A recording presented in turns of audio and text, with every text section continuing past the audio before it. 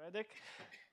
So I'm happy to be here because I was a bit sick before coming here, so my participation was in doubt. Anyway, okay, my talk will be about the perspectives of having a public code about multiple lensing with contour integration. So I will speak about the current challenges and the current perspectives. Okay, so all of you know that in order to calculate the microlensing amplification, we have two branches for possible approaches. One is the inverse ray shooting, and the other one is contour integration. And in my case, I followed the second approach with the contour integration. So I developed this VB binary lensing that is now very quite widely used. It's a public code. It's on GitHub. It's written in C++, but it's also importable in Python, thanks to my collaborators, Etienne Bachelet, Fran Bartolich, and Marco Sundertmark, who did this wrapping in Python. It is very, very easy to use.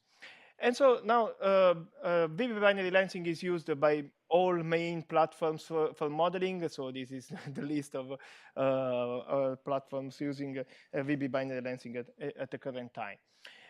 Just a few words about how it works.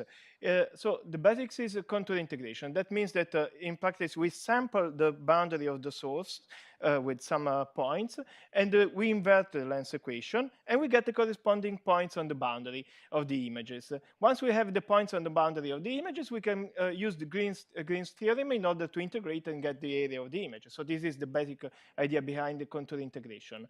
In my case, I also have implemented a lot of speed ups and fancy things. For example, the parabolic correction, so that the accuracy of the calculation is greatly increased. There is error control on each arc in order to assess the accuracy, the current accuracy, and there is optimal sampling, so you don't overshoot with too many points, because after all, we have reached the needed accuracy. The basic calculation is for a uniform source, but you can also obtain limb darkening just by repeating the calculation on concentric annually. In the current package, you also have the possibility to draw light curves with parallax, satellites, circular orbital motion. And in the latest version, there are also further optimizations. So for example, the decision tree. So the contour integration, the full calculation is triggered only when it's really needed, when the quadruple correction to the point length, to the point source approximation is sufficiently high. And also, I use pre-calculated tables for the extended source point length calculation. Okay, so this is what we did so far. Now let's move to the n-body calculation. So let's go back to the lens equation. The lens equation with the n lenses looks like that. And this is in the complex notation, of course. So the over bar is just a complex conjugation. So this is the original lens equation. The traditional approach is to convert it to a polynomial using the conjugate equation. So you can get rid of the z bar and rephrase everything in terms of z. And you get this very long polynomial with a degree which goes as n squared plus 1. But once you see some of the theorems that appeared in the literature, many of them due to Rie and then Cavinson and Neumann, so you can see that actually the number of images, the minimum number is linear in n, and the maximum number of images is also linear in n. So actually this square n says that we are actually overshooting. We are complicating the problem too much, probably, because we still want to solve a linear problem with the quadratic method. So how do we solve this very large polynomial? Typically, we use traditional methods such as Newton's method, and its second order version, which is Laguerre method. These two methods can be combined in an optimized method, which was due to Ian Scoran and Andy Gould in 2012. So it switches between the two methods when you are close enough to the root. And this is the algorithm that is finally embedded in the VB binary lensing 2.0. Once you find the root in a polynomial, you also have the possibility to divide the polynomial by the root you already found, and so you can repeat the algorithm to find the next root. So you are guaranteed that you will not find the same root as before. But every time you do this, of course, you introduce numerical noise. And so this is the main limitation coming from this polynomial approach. In practice, we know that we have many images that come from cancellation of large terms. In particular, all negative parity images come from cancellation of large terms. And so the numerical accuracy is completely lost when you want to go from binary lenses to triple lenses or quadruple lenses or whatever. So for example, this is a planetary image, so a very small image close to a planet for the case n equals 3. But when you go to n equals 4, then you get this, solving the polynomial. So practically, it's completely useless. So how do we face this thing? In practice, we learn from this that we cannot trust the polynomial too much. In the end, the polynomial is a fruit of many operations, many manipulations, and it loses the numerical accuracy too much. So this is just with the double precision. Of course, one possibility is to go to quadruple precision, but of course, this means that your code will be much slower because your numbers will have a lot of bits in less of the classical number of 8 bytes. Okay, so my work in the last two months has been to find an alternative to this polynomial approach. So I went back to the original lens equation. So this is the original lens equation. I don't want to build this polynomial. How do I solve this lens equation? Well, we can just repeat Newton's algorithm. So the philosophy behind Newton's algorithm is that if we are close enough to the root, then if this is the root, we can say that our current position is actually close to the root plus some small quantity.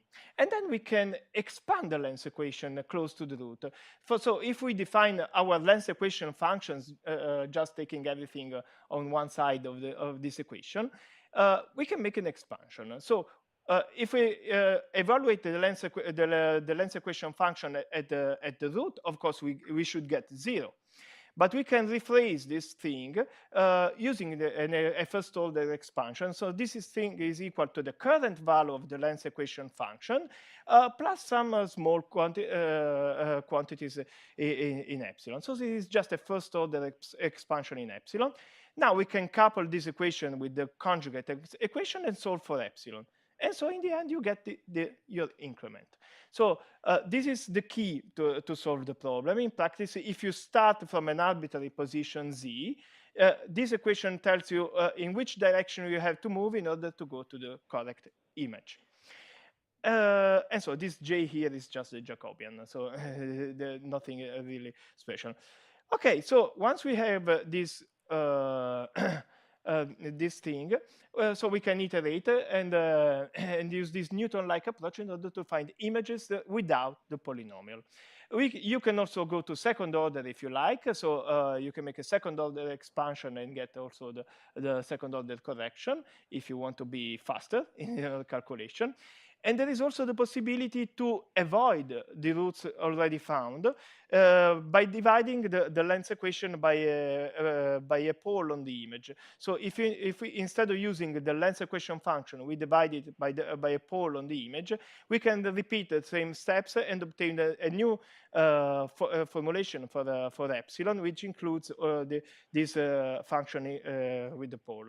And so in this way, we can avoid roots already found. Okay, so let's check whether this is more efficient than polynomial, because we have the traditional approach and we can say how many operations we need to find the root. For a single step with Newton's method, in the polynomial approach, you can find that you need 2g plus 1 multiplications, where g is the degree of the polynomial. And I remind you that the g scales as n squared plus 1, so it's quadratic in n. While for the lens equation approach, this just requires 3n plus 1 operations. So in general, this one will be much faster than the polynomial with a smaller number of operations. Save when you, for the very last few roots in the polynomial, once we have divided it's for all roots found, then it's faster for the last few roots. But for those roots, of course, the accuracy is very low. So this Newton's method of length equation is faster and accurate. Let's check it. So this was the former situation with the planetary image for n equal 3 and for n equal 4. Let's check what happens with this new approach, and then you get the correct image without any problems, without any numerical problems.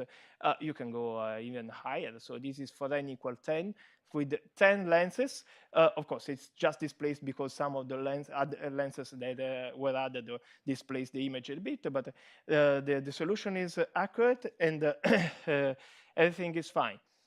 Okay, so now we have now that I found this algorithm to solve this problem, now we have to implement it in a robust way. And this is more tricky because in the end, I checked that going to second order is not really convenient because it converges in a few steps, but the overall number of operations is the same. And also dividing by poles is not convenient because it introduces discontinuities in the phase because we are in a complex space. So it's not really nice. So my current implementation is to use the simplest algorithm, so first order Newton's method on the length equation, and start from a list of educated initial guesses. So for each image, I can I have an idea of where to find the image. For example, for the primary image, I can start from the source position plus small displacement due to the other sources, and this will converge somehow and on the primary image of one of the positive parity images. For negative parity images, we can do the same. For example, this is good for far lenses. This is good for the lenses in regions where the shear is greater than 1. So you have the two possibilities for the negative parity images. And for additional images, we know that they come all around the critical curves. So we just have to, for example, to use a loosely spaced grid around each mass, for example. This works quite fine. But then I want to stress that this is work in progress. So any ideas to make it work perfectly are welcome. Maybe in the hack section where we can have a group thinking about it. But it's really, I really want to stress that we have the possibility to have the solution to the length equation for any number of lenses. We just have to have it robust and in order to find all possible images.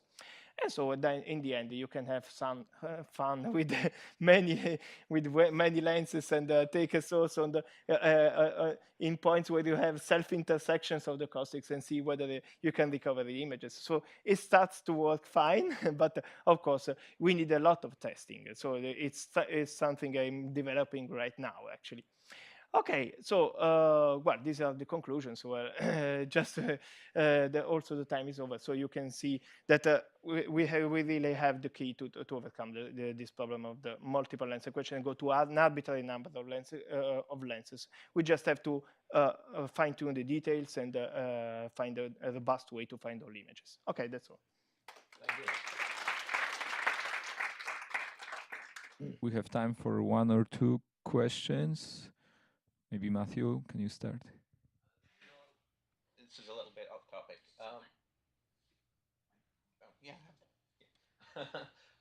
So for the caustics of multiple lenses, you have different segments of the roots, right? You have different roots that correspond to different segments of the caustic.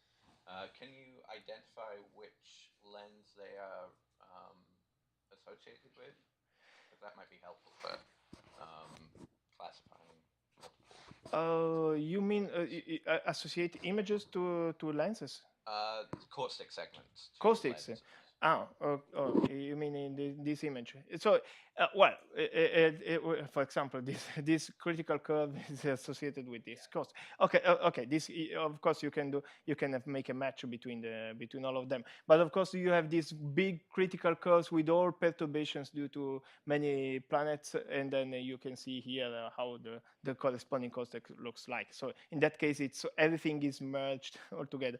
But in principle, yes, you can say, okay, for example, I see that this region corresponds to this region.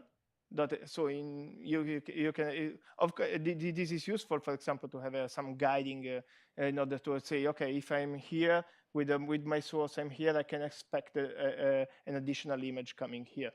Okay, yeah, so this is useful, definitely. And I think we don't have time for future questions. Sorry for that. Yeah, you talked longer. Sorry. Okay. Let's thank Valeria once more.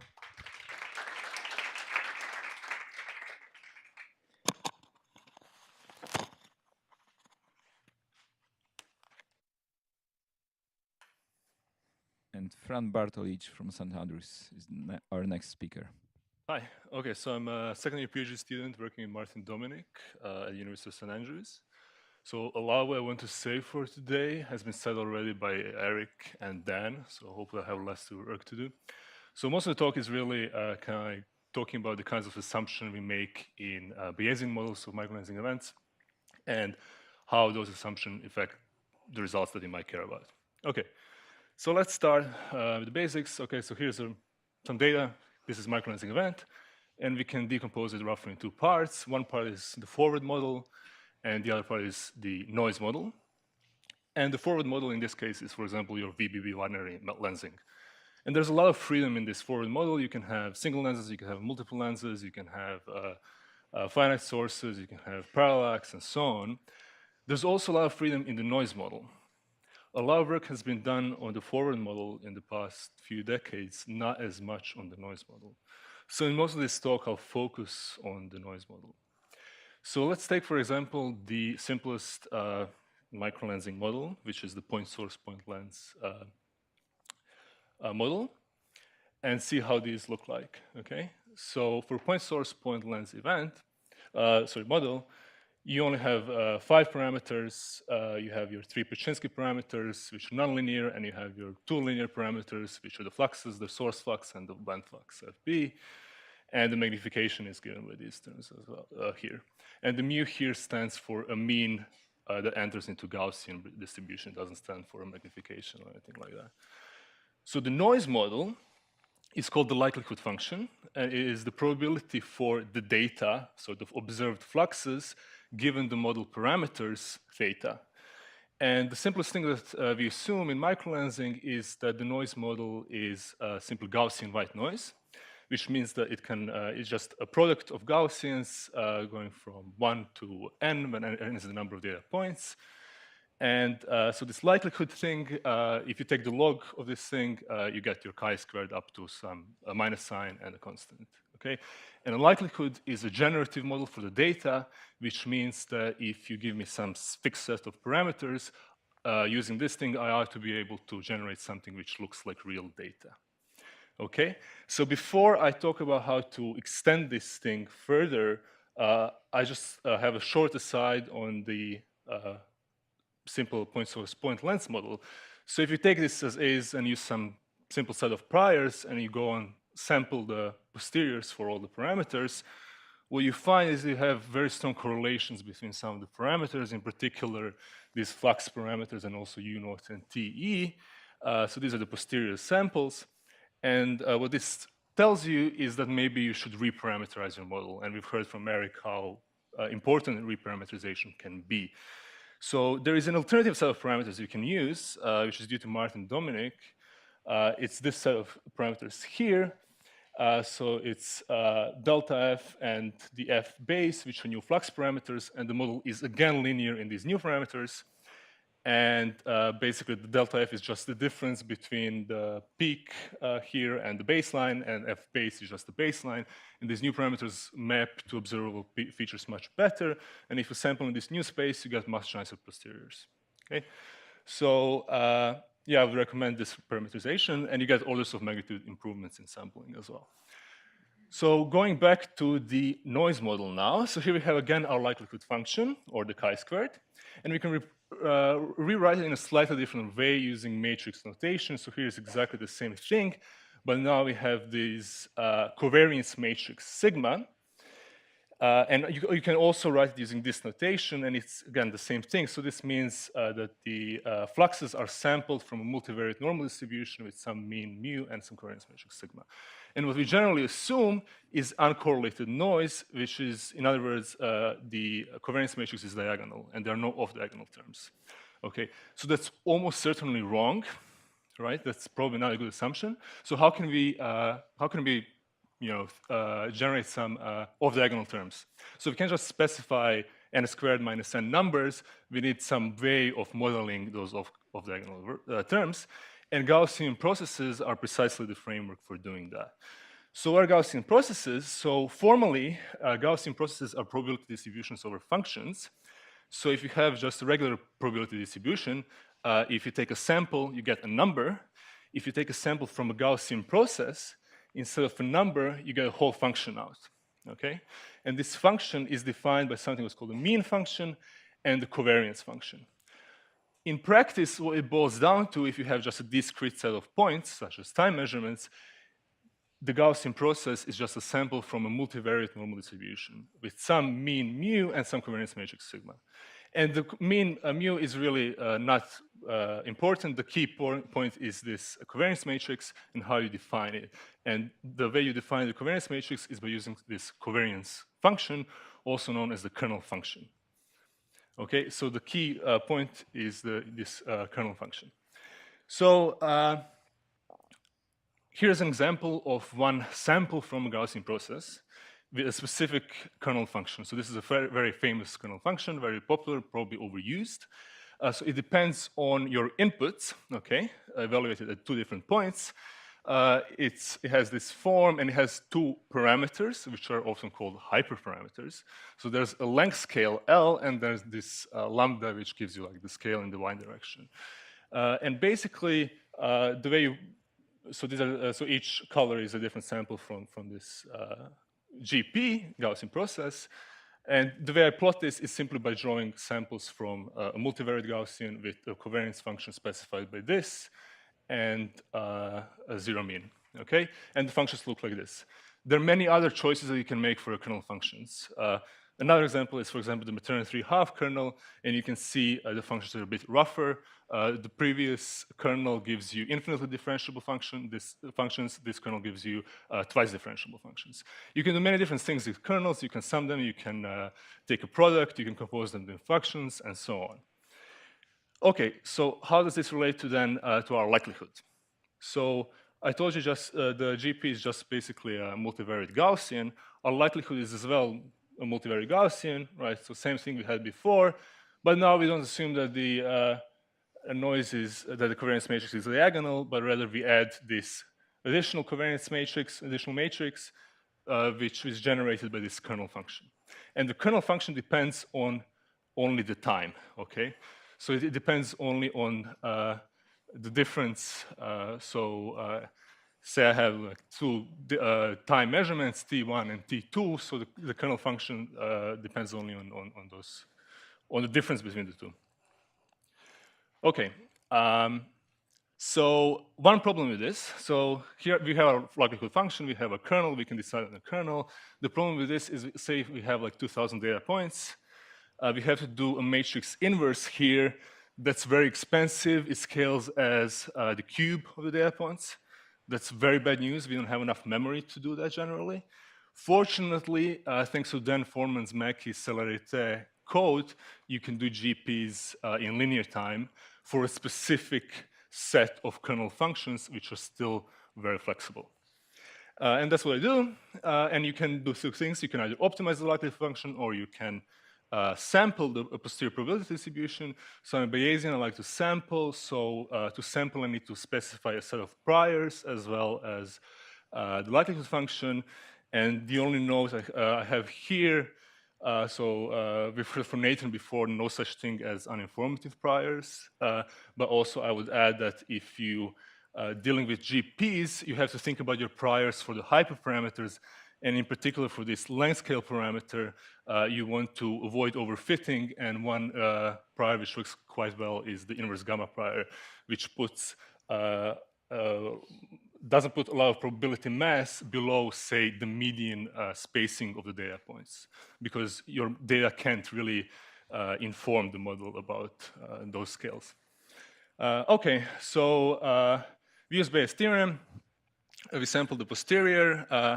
Other people have talked about Hamiltonian Monte Carlo. I use Hamiltonian Monte Carlo for the reasons they've mentioned. And what do you get? So you get a fit which looks like this, for example. So this is just like a toy example.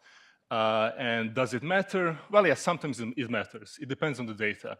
So for example, in this case, the posteriors that you get for the Einstein crossing time can be quite different if you assume white noise versus if you assume some sort of GP model for the correlated noise. And it depends on the data. So for some data, if the data is perfect, then it doesn't matter. If you care deeply about, say, low mass planets and the number of data points is very small and the signal to noise is very small, then it matters a lot more. Okay. I'm running out of time, so I'll skip this and just leave you with the take-home messages and some ideas for the hack session, if you're interested. Thanks.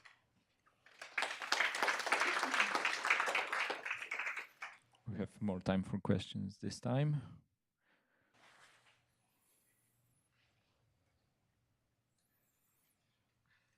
Nobody? Oh, sorry. Yes, go ahead. From the few I knew about Gaussian process, and I read on various documentation, I read that Gaussian process could have a tendency to overfit your data. So can you have some word about it? Yeah, so that's what I mentioned about the prior. So if you just use a uniform prior on, say, this length scale parameter, so you could push those functions to be basically, to be affected by every single data point, and you want to avoid that. So this inverse gamma prior is something that I think Andrew Gelman suggested, like the Stan team. So that avoids kind of pushing the length scales to too short values. So the length scale in this case is a time scale because we're dealing with time series data. Valerio? Coming to one of your last few slides, you said that depending on the model you inject for the Gaussian prior, your posterior probability for your physical parameters may change. Yeah. Okay. But this is quite concerning because in the end we are modeling our noise with this Gaussian process. We are modeling something that is completely out of control, because if we knew the origin of this correlation, you could correct for it. For example, if we have a correlation with seeing in the photometry, we can track it and correct it, and that's a possible approach. But if we are completely ignorant about the source of systematics, this means that in practice, we have, depending on the model we use, we get a different result. So in practice, if you don't want to be conservative and say, I don't know what is the source of systematics, then probably the possible way to deal with this is just to increase the error bars and get a larger error bars on the physical parameters. So probably this, in the end, this is equivalent. Maybe Eric Ford wants to comment on that, no? Yeah, so I don't think increasing the error bars does the same thing, because I simultaneously increase the error bars here. So I treat also the error bars as a free parameter, the rescaling factor, and you still see the difference between the GP and non-GP.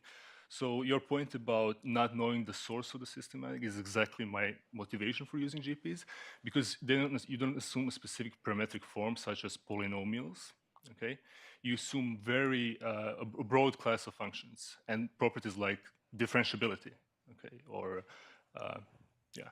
So the assumptions are less severe in this case, I think. And it's probably better than doing nothing. Last question from Peter. So you should have a fit of a particular Microlensing event. How long did that fit take? So without the GP, it takes like less than a minute for thousands of effective samples. With Hamiltonian Monte Carlo, with the GP, it takes a few minutes. Yeah. Okay, let's thank Fran once more.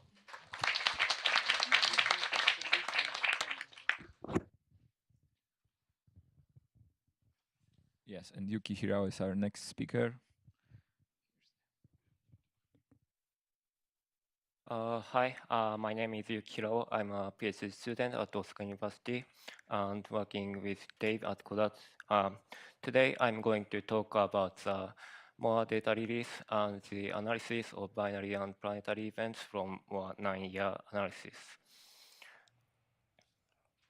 So Moore has conducted a high cadence survey observations towards the galactic bulge since 2006 using Moore 2 telescope at Mount John in New Zealand. And Moore will release its retrospective microlensing light curve data from 2006 to 2014 as a part of Japanese contribution to NASA's WFIRST project. Release date has not been determined, but it will be after the agreement between NASA and JAXA is signed. And the images have been reanalyzed using different cut and criteria from Moore alert system. So we found lots of events which were not alerted by the Moore alert system. So this figure shows the observation field of Moore towards the galactic bulge. So we use Morecambe-3 wide field of camera on the right, and which consists of 10 CCD chips. And this green box shows the area that can be covered by one observation. And there are 22 observation fields, and they cover about 50 square degrees in total. From 2006 to 2008, GB5 and 9 in red circles were observed once per 10 minutes, and other fields were observed once per 60 minutes. But after the 2009, we changed we optimized the observation strategy, and these 6 fields in red circles were observed once per 15 minutes, and these 6 fields in orange boxes were observed once per 47 minutes, and other fields were observed once per 90 minutes, except for this GB6 and GB22, which were observed once per night.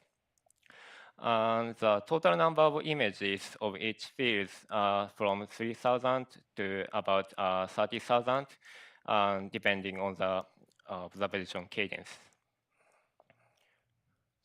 And here is the number of events. Through the offline analysis, we have detected 22,862 variable events. And we fit all events by single lens, and we check the light curves by eyes and classify the event if they are the microlensing or not. And we found that 6,177 microlensing event candidate, which includes the 5,109 single lens candidate, and 124 short single lens candidate, and 576 binary lens candidate. And the other events were classified as moving, novi, CV, and so on. And for the data release, only the light curve of microlens candidate will be released. And there are more than 2,000 microlensing event candidates which were not alerted by Moore alert systems. So data format has not been decided yet, but it will include time in HAD, flux, and its error, and thing, and air mass, and so on. And also the coordinate of the event.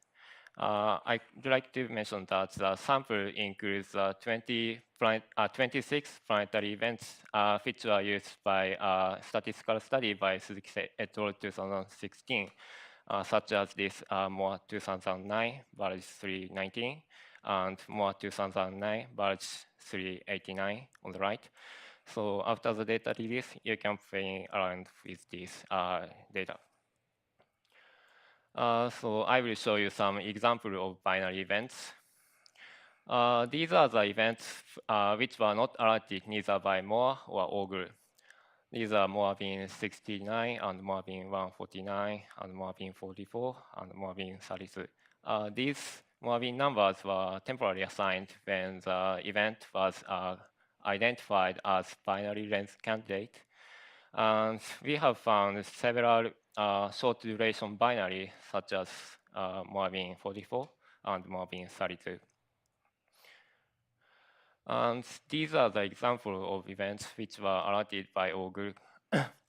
And as you can see, more data covers some anomaly features such as caustic entry and caustic exit of this event. So with Ogle data, these data is help us to constrain the microlens parameters. So we now have a lot of binary candidates. We conducted systematic modeling for all alerted binary length events. So the motivation of this is to find the planetary candidates that was previously missed, and to get the microlens parameters and find generate solutions, especially for the mass ratio Q for the statistical studies. And so we will measure the mass ratio functions for all mass ratios from planets to stellar binaries with detection efficiencies for binary length event, like Yoshi did in his 2016 papers. So for the statistical study, we need an automated way to select the binary events. But for the as a first step, we picked up the anomalous event from which were not alerted by Moore by eyes. So and we found the 242 events from out of 2,402 events. And we conducted the standard binary length fit, and so as not to miss the global glitch search, so as not to miss the local minima, we conducted the global glitch search by fixing the mass ratio, separation, and angles. And we used the MCMC and image-centered ray shooting method.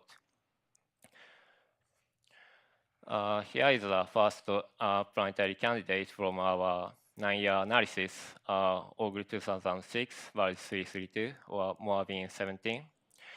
So this event was already alerted by Moore, Ogle. But with more data, we found that the best fit model has the planetary mass ratio. So my next speaker, Clement Rank, will talk about this detailed analysis. So we will go to the next event. So this is the second planetary candidate, Moore-Bean 29, that Iona Kondo presented her analysis yesterday. So this event was not alerted neither by Moore or Ogle, but they were on the footprint of their observation field, and the anomaly was covered by thanks to the high cadence observations by Moore. And she found that the best fit model has a planetary mass ratio of 1.6 10 to minus 2, and the system consists of a gas giant planet around brown dwarfs. This is the third planetary candidate, Ogle 2014, Values 1367, or Moore being 116. So this event was also alerted by Ogle, but with more data, we could also get the planetary mass, the best fit model with planetary mass ratio of 1.8 times 10 to minus 2. And this event has crosswise degeneracies, and further investigate is needed, but we didn't measure the clear finite source effect, but there is a good chance to get the parallax effect because this the time scale of this event is very long. And the Bayesian analysis indicates that this planet is a very massive planet, around 12 Jupiter mass planet. So we also found some events which are the planetary and binary degenerate solutions. This Moabin 41 is one of such events. At first, we found the best fit model, which has the planetary mass ratio of 1.8 times 10 to minus 3 for this event. And this is the caustic geometry. But Dave also modeled this event, and he found that this short duration stellar binary can explain this event better. And so, and this is a caustic geometry. So our search method sometimes miss this kind of short duration binary. So we need to pay more attention for those events. Did you check if there's ogle data for these, even when it's no ogle alert? For this event, I think there is no ogle event. No, ogle data. Ogle data? You mean? Right. Is this event in the ogle field? I don't think so. I think we checked for this one. I'm not absolutely certain. We checked for a number of them. Yeah. So here is a summary on future work. So Moa will release data from 2006 to 2014. And we conducted a systematic model of all binary events which were not alerted by Moa alert system. And we found 3 planetary candidates and several events which have degenerate solutions. For the future work, we conducted systematic modeling of all binary events, and we need to address the issue of degenerate solutions. And we measure the mass ratio function for all mass ratios from planets to stellar binary with the detection efficiency. Thank you. Markus? Thanks very much for the nice talk. Could you please quickly comment on the data reduction and how you've recovered the events and why they weren't in there in first place? Sorry. So could you comment please on the data reduction and how you recovered these events? So I think Taka-san, Smith talked about this. I used a different method from Ian. That's it. And sometimes Ian mask around the barrier booster and the saturated pixel, and I used a different number of the pixel to mask or that kind of things. Well, most of the events are 2006. Right, and 2006, that was at the beginning of the Ian's alert system, and he only found about over the hundreds of events. So that's just during the preparation period. That's one of the main reasons. Yossi, yes, you have a question? Clarifying question, maybe Taka answer it. So the main difference is in the data reduction, not in the search algorithm. So it's the same search algorithm as the earlier warning system? Like same thresholds or? Similar, but the detail parameterization is different. So is there a prospect to adjust what you learned to the earlier warning system to find these in real time in the future? Okay, and second question, are you sure that all of these are, the very short anomalies are all microlensing events? Some of them look like just a spike with no wings of an event. Yeah, I checked the baseline, whether there is any other flaring episode or not. But not 100% sure, but we checked. Jan? You haven't mentioned how much of those 6,000 new events were also found in early warning system before. Did you check for that? Sorry, I didn't count, but yeah, there are a lot of events which were already alerted by Google in 2000, 6,000 events. Yeah. Rachel? So given that you are releasing just the microlensing events that you've detected rather than the complete data set, have you considered conducting an analysis for systematic noise across the whole data set? I'm not sure for that. Maybe he can. Original right halves and also decorrelated right halves. We we suppose most of the systematics are removed. So you use some detrending algorithm? Yeah, which they implemented. Okay, I don't believe that was described in the talk. Could you tell us more about it?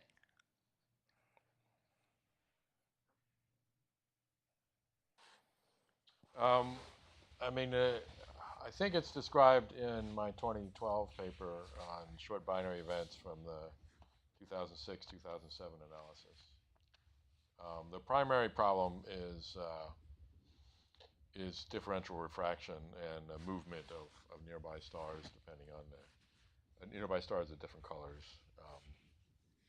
And that's a problem in particular because it can give, both sort of daily correlations and yearly correlations. Do you conduct this a systematics analysis for all of the events that you detect, especially some of the more subtle anomalous features? Yeah, I did for all of them, all right colors. Okay, let's wrap up the discussion and thank you once more. And Ingushin, is our next speaker. Yep, thank you.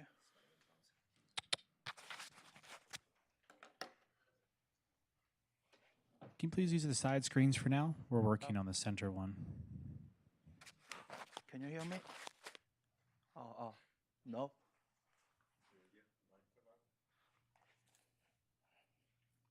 Yeah, it's on. Yeah. Okay.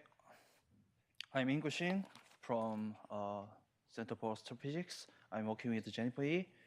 So today, I will present two microlensing planet candidate. Important thing is candidate, discovered by the KMTNet survey. I said these are candidate because I found the degeneracy between binary lens and binary source. So this is answer for the Dominic's question. So actually, I should introduce about the binary source and binary length degeneracy, but already in the previous talk, this already introduced, so I will skip down. I just emphasize only one point. If we found this degeneracy, we cannot claim the planning. This is important key point. This is obvious point also. So I will present the first planning candidate. This event is KMT 2017, 1119. I found a binary lens solution for this event. The solution indicates that in the figure indicate that before that I should explain this. For the binary lens solution, I found a close and wide. Okay, thank you. I found the close and wide solutions. The delta chi difference is about 6. In the figure, blue indicates the closed solution, red indicates the wide solution. The mass ratio is about the point. I mentioned I note that closed solution is the best solution.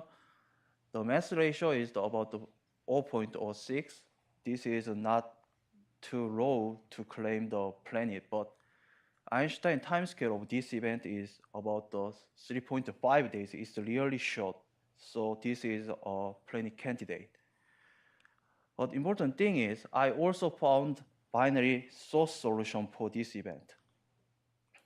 Delta chi-square is about the 20. I will detailedly show this delta chi-square later, but important thing is this binary source solution is different to the typical Gaudi case. Gaudi already showed the binary source have the less extreme flux ratio, and the separation between the binary source is the less extreme. I will show you about that delta chi-scale. Delta chi-scale 20 is the kind of the marginal things. So somebody say I can resolve this, somebody I cannot resolve this, but my conclusion is that this delta chi-square comes from the fit of the systematic of data.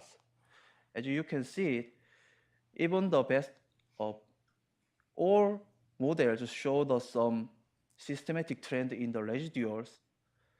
This means improvement comes from the fitting of the systematics. So my conclusion is that I cannot resolve this binary source and binary range degeneracy by using the delta chi-square. Well, anyway, there still remain the degeneracy. I try to determine the property of this Planetary candidate. So I use the Bayesian analysis, and Bayesian analysis tells me the primary is the Planetary-like host. This is the 0.01 solar mass. It means about the 10 Jupiter mass. Secondary is the sub-Jupiter mass plane is about the 0.6 Jupiter mass. So this system, very interesting. This system is maybe a free-floating system, something. But important thing is, once again, there are binary source and binary range degeneracy, so I cannot claim this interesting system. So now I would like to say about how to resolve this degeneracy. So actually, Gaudi already mentioned several methods to resolve this degeneracy. I mean, I said degeneracy means the binary source and binary range. So first method is the detailed analysis of the light curve. But as shown in the previous slide, I cannot using the chi-square difference for the resolving this degeneracy. So I cannot apply this method. The second method is to use the color information of source. Actually, KMTNet project regularly take the V-band image, but for this event, actually for another event, the V-band data is, the quality of V-band data is very poor, so I cannot apply this method. So now I'm sorry. Now I suggest another method. From the modeling, I found source flux is very different for two solutions. For the binary range solution, source flux is about the 0.15. For the binary source solution, source flux is about the 0.23. This means if I have a chance to take a follow observation using the adaptive optics system in future, the source will be measured about the 20.1 if the system is really a free-floating planet. If the source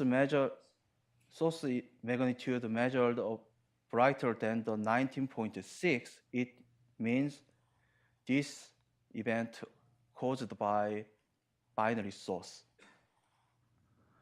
I will present another degenerate case. This event has more severe degeneracy.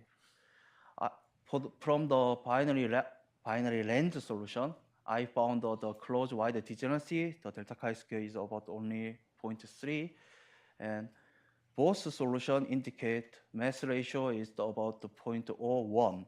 This means this system is a planetary candidate.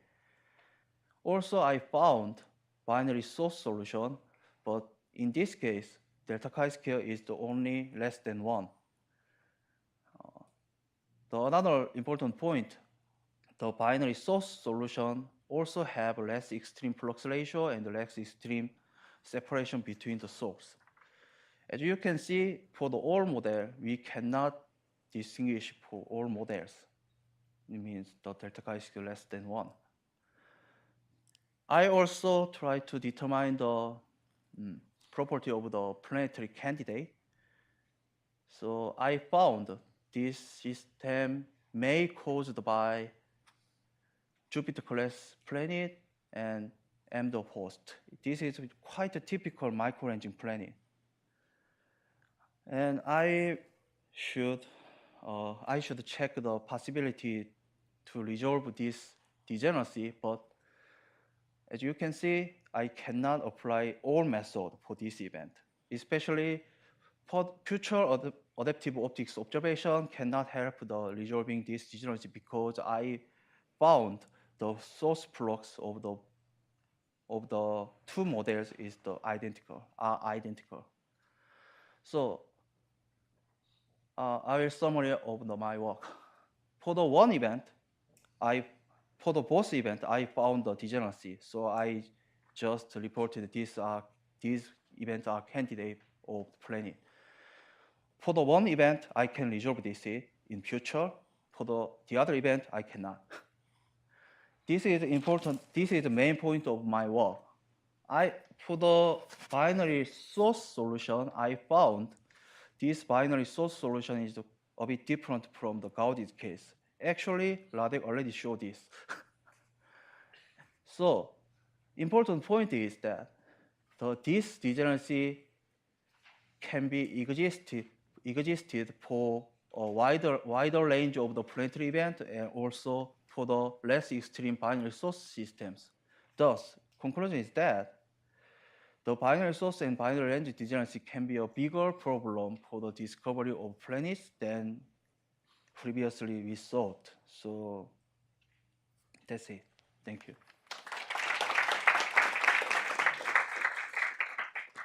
David? So one thing that you might try with the first system that you presented is to actually improve the photometry. On the fourth planet found by microlensing, we spent a lot of time with two different photometry codes working on it, and we found systematic errors in both set of photometry by comparing them and varying the parameters of the photometry. So, you know, in situations like this where the systematic error is preventing you from making a decision, I think maybe that's a good thing to try. Well, actually, I would like to note that these data are already reduced by PySys packages. So, well. So you just try a completely different photometry. And yeah, maybe. And also, there's parameters in the photometry, and you know, by comparing different reductions, we found how to fix systematic errors in both of them by adjusting the parameters. Yeah, thank you. Markus? Can you disentangle the scenarios spectroscopically with an IFU and observe these targets again? Or are the parameters not Actually, according to Gaudy suggested suggested a method to resolve this degeneracy, that is the spectroscopy. But for both events, I cannot remember the exact number, but important thing is the spectroscopy is very challenging for these two events. More questions? We still have time.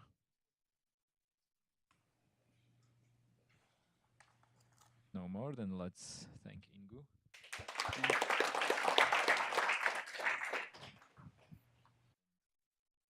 Clement Rank is coming with his talk, which will be the last talk of the day for the conference.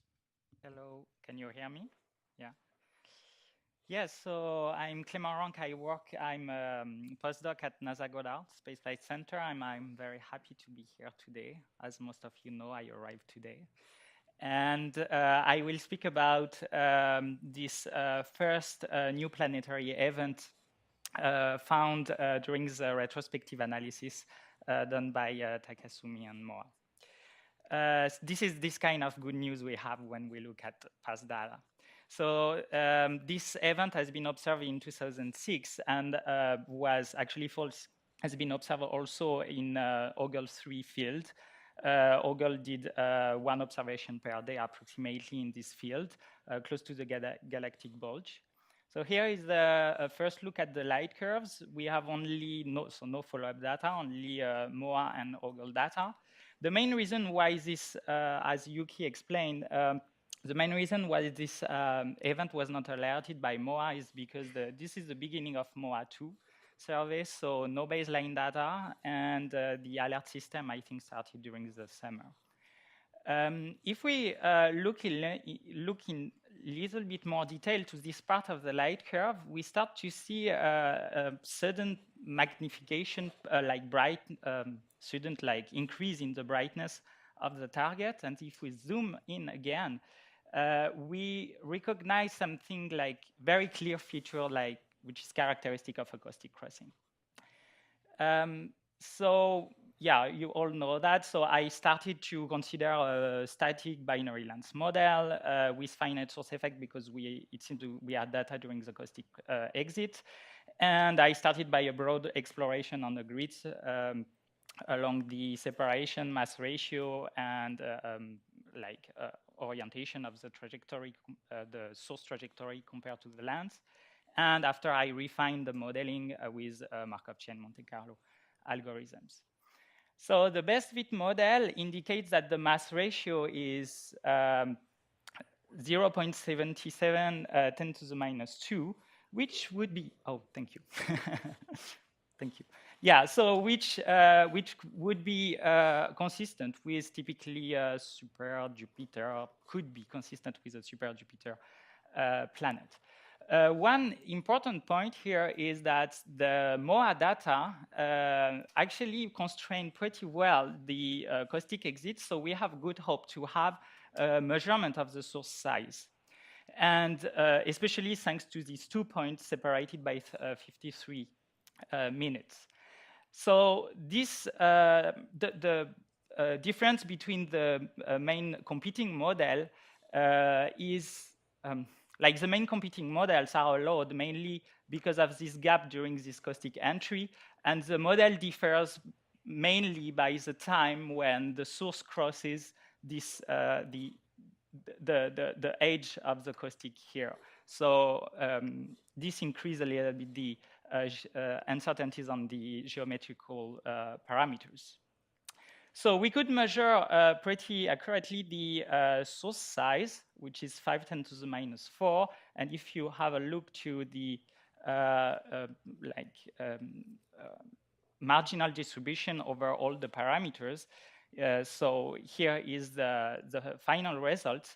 And I would like to have a deeper look to the separation between the planet and the host, which is like very close to 1. So this is in a case where we cannot really have two clear different competing model with a close-wide model that we seen previously. So the next step is the source characterization. So to do that, from the light curve modeling, we have access to the brightness of the source. Then the next step is finding the extinction. So to do that, I built the color magnitude diagram. This is in blue, the ogle CMD. The green shows the CMD from the stars in the bad windows, and obtained by HST. And finding the location of the red clump, we can infer the extinction in the field. And on the other hand, I built the empirical color relation between the R MOA, so the brightness in the MOA passband, and the brightness in the ogle passband, as a function of the color V minus I.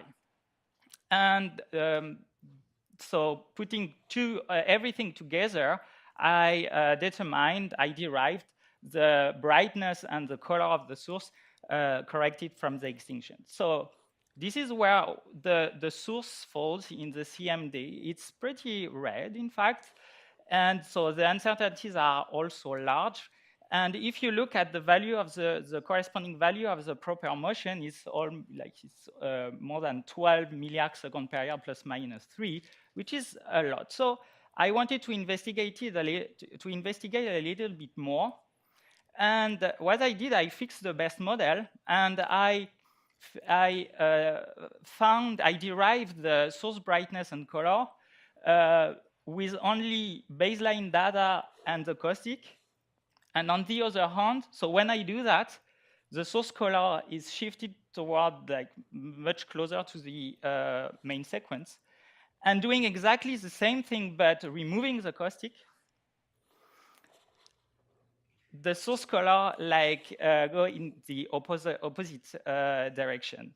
This might be, well, this is what could happen if during the caustic crossing only, for example, one component of a binary source maybe is crossing the caustic. So if we have like a binary source model with 2 stars with different color, something like that could happen. So basically right now I am running models of binary source, binary length. For now I don't find a competing model, but still underway. Second next step is that this target has been observed as part of the KSMS proposal led by David Bennett. We have data, observation from Keck, 13 images in narrow camera, 10 images in wide camera. Jean-Philippe Beaulieu and I think Josh, I don't know where, oh yeah, worked on the calibration. And a very preliminary analysis seems to indicate that the target, which is here, is slightly elongated. So this is very preliminary. Next steps is to combine all together to have a consistent picture. So at the very beginning, and actually at the time I wrote the abstract, I had to deal with several competing models that I couldn't really distinguish. This was before I did the error rescaling and I did the broad exploration. So, and this is the typical situation that I had to deal with, and I was looking for a method that could give me the relative probability within the competing models. So it turns out that at the end of the story for that event, it seems like all the competing models are ruled out. But for the event OB1670 that I analyzed last year, I think that there is one, it's a good illustration of this kind of challenge we all face in microlensing. So here, so this is the event, the light curve. Here is the anomaly. And what I would like to point out is, so there is in that case the close and wide degeneracy that we have already seen several times, which correspond to these two caustic topology and source trajectory. But there is also this kind of degeneracy in terms of source size. And this corresponds to these two situations where the source is a little bit larger and the distance between the edge of the caustic is smaller, and the opposite, a smaller source and a larger distance between the edge of the caustic. And what is interesting here is that the volume of these two solutions is really different. And initially, I ran MCMC here, and there were no way to jump here. So the question is, how can we include all these solutions in Bayesian analysis and properly sample this posterior? So here is, so why is that important? This is another event, MB15337, where the close wide degeneracy has a clear consequence on the projected separation we derive from the Bayesian analysis. This is the two modes of this posterior correspond to the close wide degeneracy.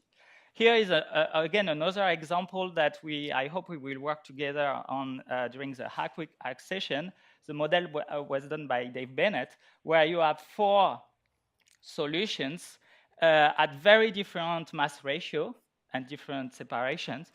And the challenge is, how can I sample, draw the posterior directly, taking into account all the solutions? So here our very first idea. I have like many more, especially after Eric Ford talk. I don't know if he is here. Anyway, and we will speak more probably during the hack session. But there are many MCMC sampler. Which one is the best to deal with this solution? Imagine you have the best algorithm, machine learning algorithm. You have identified your solutions, and now you want to do the Bayesian analysis. So I cite on two examples. So the first one we already speak. I think Etienne spoke about differential evolution. Oh, and Marcus, Markov chain. So I tested, where the basic idea, if you don't know, is from a location you to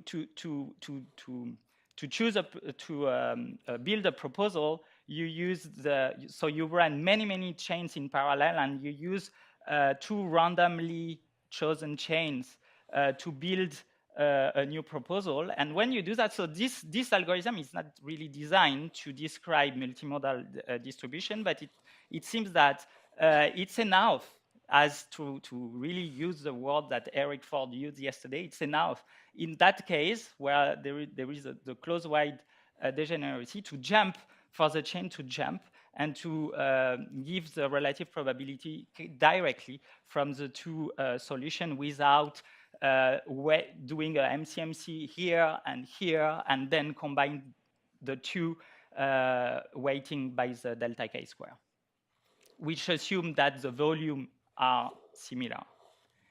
Another algorithm that is really designed to assess the relative probability between modes, I didn't test it in microlensing yet, is the repelling attracting metropolis algorithm, where the broad idea is to do a force down-up motion in density. So disfavor jump followed by a favor jump, and we do not accept the next point until we don't find this, we don't have this scheme.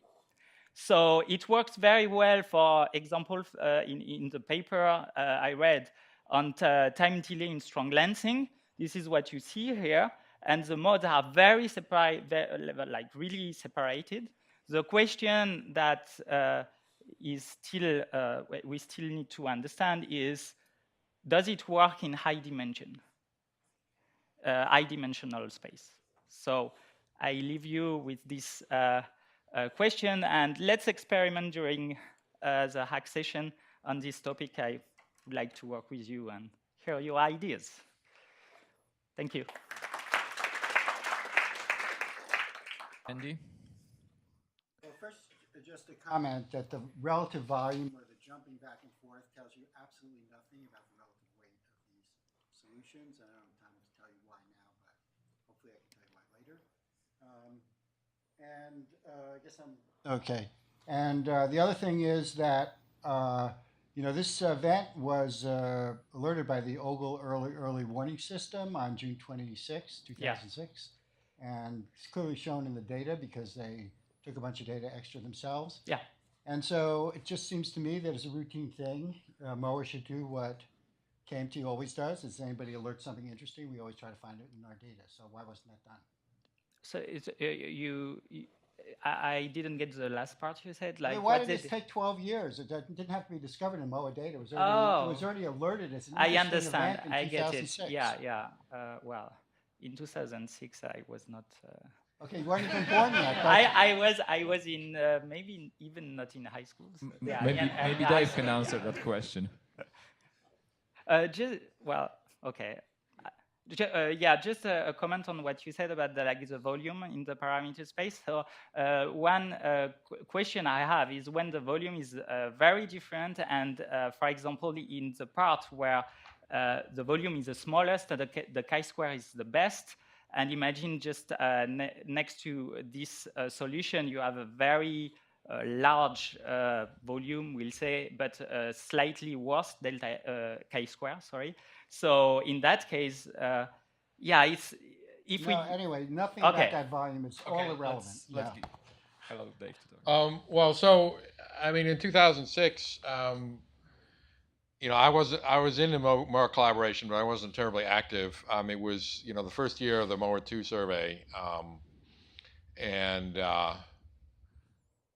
well, yeah, I'm not sure exactly why this event wasn't searched, but we have limited manpower, and you know, I mean, well, you know, it's sort of hard to say.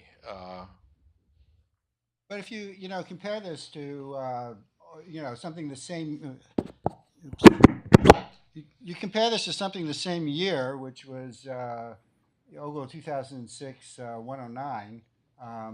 So they also issued early warning thing, and also took a couple of extra points and notified people, and people got on it right away. So. Well, I mean, there wasn't any anomaly alert sent out by OGRL on this, was there? Yes, on June 26, 2006, there's early warning system. They say we have the anomalous event is done, you know, the very night of the anomaly. Okay, I think we can continue discussion offline. So let's thank Clement once more.